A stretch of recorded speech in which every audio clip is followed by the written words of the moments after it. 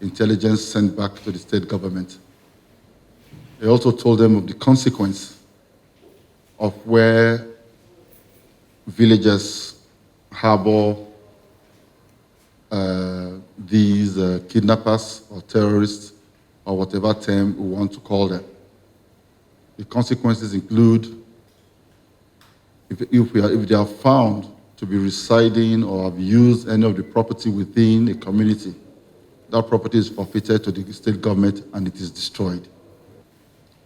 From intelligence, we have discovered that the kidnappers actually made away or successfully holding just 13 hostages, not 31 as previously thought.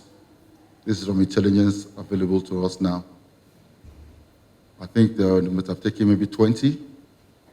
6 were rescued or 7 were rescued, and the balance is 13 with them.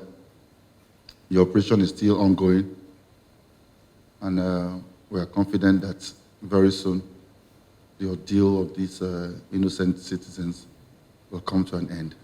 The state government takes the issue of security very, very seriously. You know, the train station infrastructure belongs to the federal government. The federal government told Nigerians the other day that they have put in place very serious security architecture to protect all the train stations.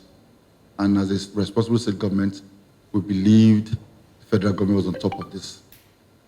And even though we have our local vigilantes and other paramilitary, we were not, or they are not detailed to police the train stations or federal government parastatals.